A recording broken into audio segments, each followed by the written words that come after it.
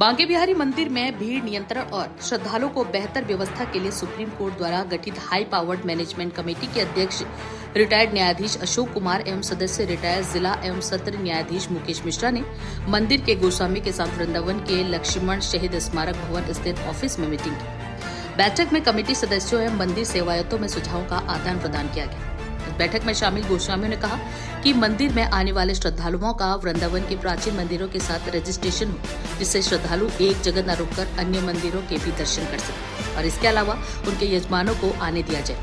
सेवायत के साथ एक उनके निजी कर्मचारी को परंपरागत ड्रेस में आने की अनुमति दी जाए और मंदिर में गोस्वामियों के बैठने के लिए बंद किए गए 3 कमरों में से 2 कमरों को खोल दिया जाए। मीटिंग में दर्शनों का समय बढ़ाने को लेकर जब मुद्दा आया तो मौजूद सेवायत कमेटी में शामिल गोस्वामी सदस्य से नाखुश नजर आए।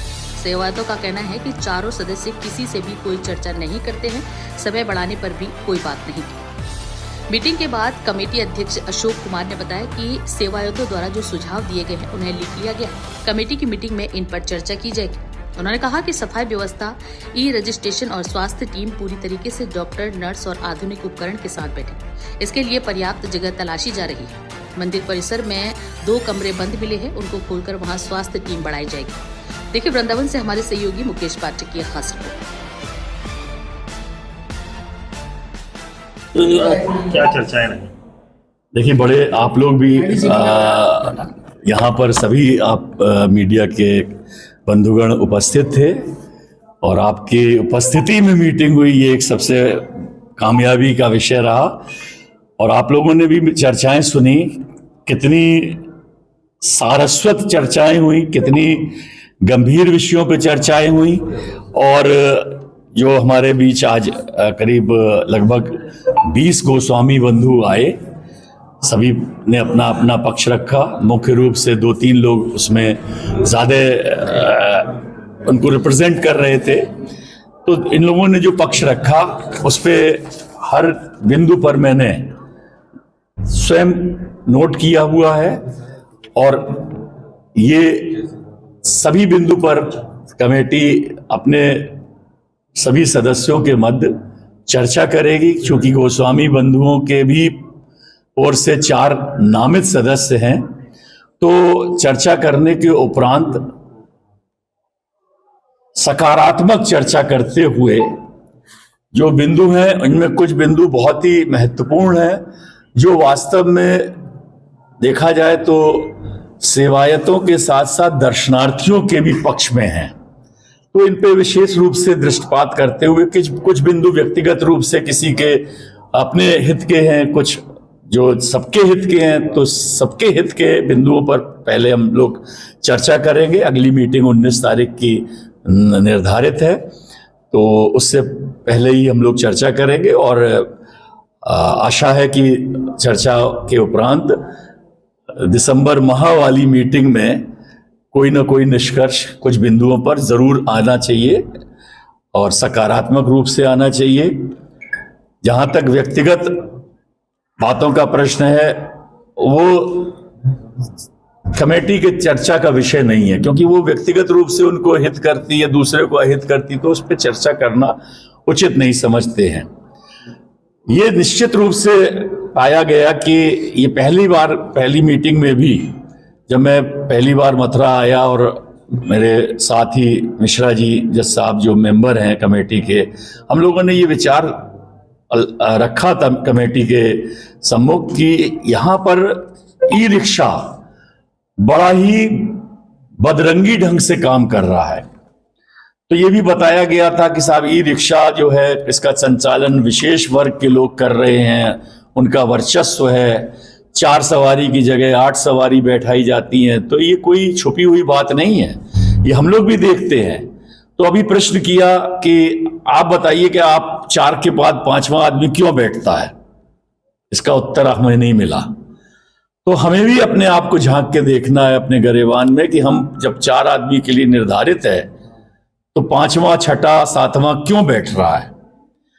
तो कुछ पक्ष हमारे भी लोगों की कमियां हैं, उस पर भी गंभीरता से जनता को विचार करना है, क्योंकि अगर दुर्घटना हो जाती है तो उससे ई रिक्शा चालक को तो भुगतना ही पड़ता है, साथ में ही उसमें जो सवारी है वो भी भुगतती है।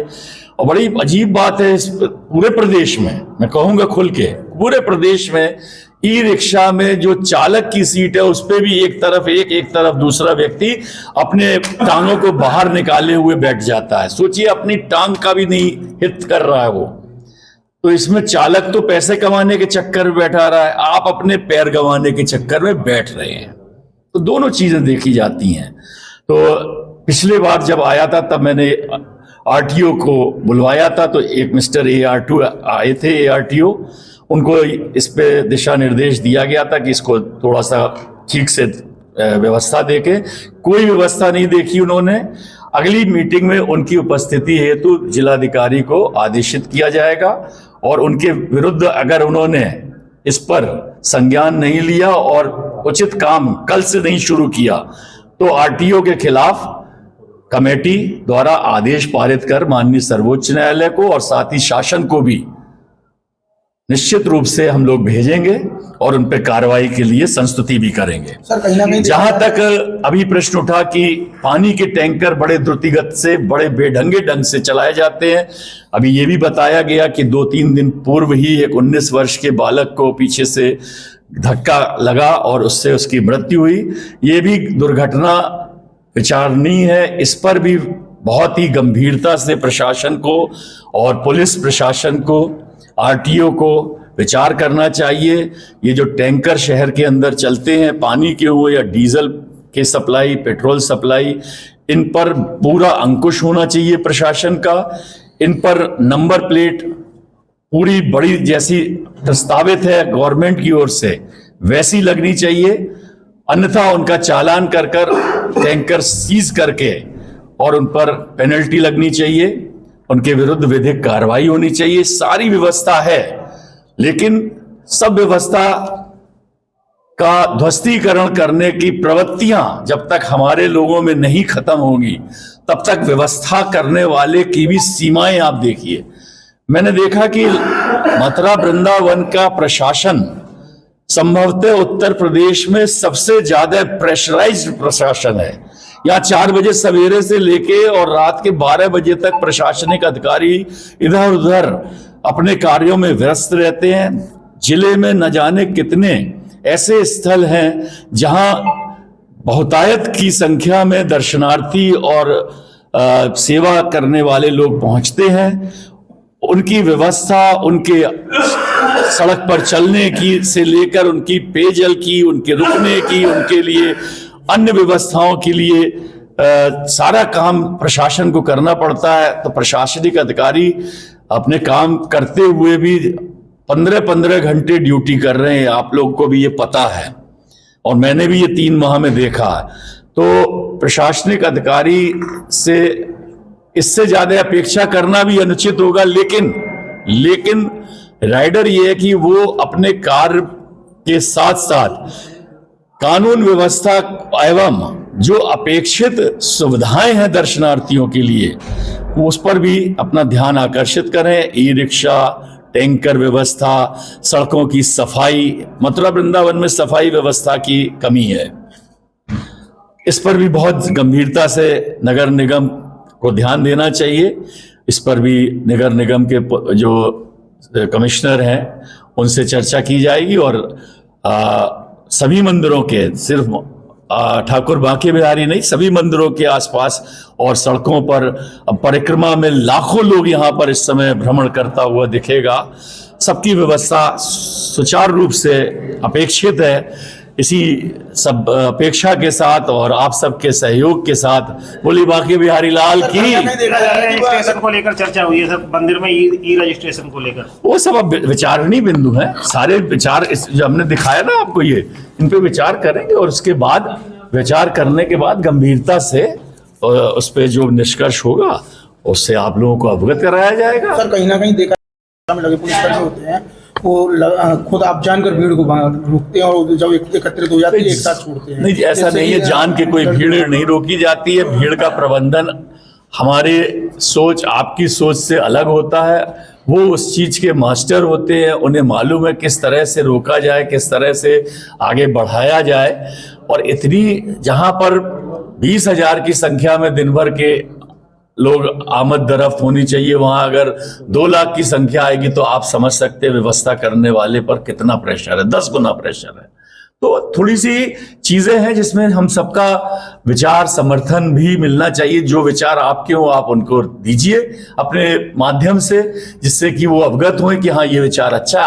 आप ही के लोगों के विचार से कुछ नई चीजें हमें भी सीखने को मिलती हैं। कोई ऐसा थोड़ी ना कि सब चीजें आप पेटे ही में सीख के आए भाई, है चलो भाई। ये गोस्वामी समाज के साथ हाई पावर कमेटी की किस तरह की चर्चा है? देखिए, मंदिर को लेकर के थोड़े से मिसकम्युनिकेशन थे, मैंने कल भी बताया था, जिसके लिए हम बड़े आभारी हैं कि अध्यक्ष जी ने हमको बुलाया यहाँ पर और बैठ करके बहुत अच्छे वातावरण में सारी बातें हुई। हमने अपने कुछ पॉइंट्स बताए, मंदिर से भी संबंधित, मंदिर के बाहर से भी संबंधित। उन्होंने उन सब चीज़ों पर कंसिडर करा और कंसिडर करने के बाद ये बोला गया हम लोगों से कि हम इस पर विचार करते हैं, आगे भविष्य में भी आप लोगों के साथ में इस तरीके की बैठक रखेंगे। तो हमने उनसे कहा कि जब आप आदेश करेंगे हम लोग साथ आ जाएंगे। सबका एक ही ध्येय है कि मंदिर में आने वाले श्रद्धालुओं की व्यवस्था, दर्शनों की व्यवस्था, मंदिर में गोस्वामियों के मान सम्मान की व्यवस्थाएं, ठाकुर जी के भोग प्रसाद की व्यवस्थाएं, उनमें हस्तक्षेप न हो किसी तरीके का। इसी क्रम में जो है आज की ये बैठक रही और जितना भी महसूस हो रहा है बात बहुत अच्छे से हुई, सारी चीज़ों को कंसीडर करा गया, लिखा गया है। अब भविष्य में देखते हैं कि इनमें कितनी चीज़ें जो हैं एप्लीकेबल होती हैं, कब होती हैं, कैसे होती हैं, और फिर देखा जाएगा। आपके साथ हाई पावर मैनेजमेंट कमेटी के क्या रहा? देखिए, अध्यक्ष जी के साथ हमारी बैठक थी। उन्होंने कल हम सबको निमंत्रण दिया था गोस्वामियों को और कहा था कि आके अपने सुझाव रखिए। तो हमने दर्शन व्यवस्थाओं को लेके सारी व्यवस्थाएं उनको समझाई। बहुत सारी चीज़ें उनको नॉलेज में नहीं थी वो हमने बताई। जैसे कि हमने कहा कि ई रजिस्ट्रेशन होना चाहिए, भक्तों का, शिष्यों का ई रजिस्ट्रेशन होना चाहिए। और ठाकुर जी की व्यवस्थाओं में बाहर भीतर अतिक्रमण है, टमटमों का बहुत आयत है, अव्यवस्थित है, स्पीड लिमिट नहीं है, वो सारी चीज़ें हमने उनके प्रकाश में डाली हैं, उन्होंने नोट करी हैं। और आज एक अनौपचारिक बैठक थी, अनऑफिशियल बैठक थी, तो हमने अपने सारे सजेशन रखे हैं।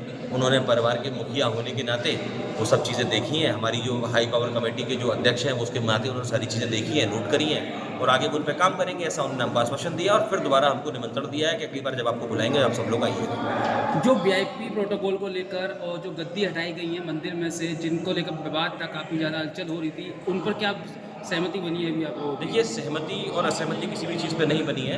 आप ये समझिए, वीआईपी प्रोटोकॉल का अध्यक्ष जी का कहना ये है कि भाई बहुत सारे प्रोटोकॉल्स होते हैं जिनको हमको मानना होता है। मैंने हमारा भी स्वागत है, उस चीज़ का कोई दिक्कत नहीं है। मैं उस बात से, जो वीआईपीज़ हैं वो वीआईपी तरह हैं, पर वो जो गोरखधंधा हो रहा है वीआईपीज़ के नाम पे, वो बंद होना चाहिए। उससे हमारे मंदिर की छवि खराब हो रही है। इसलिए उन्होंने कहा कि उस पर हम काम करेंगे और आगे उस पर विचार किया जाएगा। अभी तो आप लोगों की जो बैठक हुई है उस बैठक से आप लोग कितने संतुष्ट हैं? देखिए, हमने अपने सजेशन रखे हैं, किसी भी निष्कर्ष पे बैठक नहीं निकली है। अगली बैठक जब होगी उसके लिए हम आपको अवगत कराएंगे। तो अभी आपके सुझाव ले लिए गए हैं सिर्फ? जी, सारे सुझाव हमारे ले लिए गए हैं और आगे उस पर काम होगा। जो सुझाव है मुख्य कौन कौन सुझाव है, कृपया बताएं। देखिए, एक तो हमने सबसे मुख्यतः रखा है कि बाहर से जो अतिक्रमण है, विद्यापीठ चौराहे से लेकर जोगलघाट तक जो अतिक्रमण है दोनों साइड, वो खत्म होना चाहिए। ई रिक्शा की लिमिट होनी चाहिए। तीसरी बात, मंदिर में ई रजिस्ट्रेशन होना चाहिए और एक पता हो, कैटेगराइज होना चाहिए कि कौन सी चीज़ें कैसे हैं, लोगों को पता हो, कि भाई पुलिस को भी पता हो। पुलिस वाले भी परेशान हैं, हमारे जो सेवक हैं, मंदिर के जो कर्मचारी हैं वो भी परेशान है। भीड़ की कोई लिमिट ही नहीं है, लिमिटेड करना है, व्यवस्थित करनी है चीज़ों को, इसलिए हमारी उनसे बात हुई।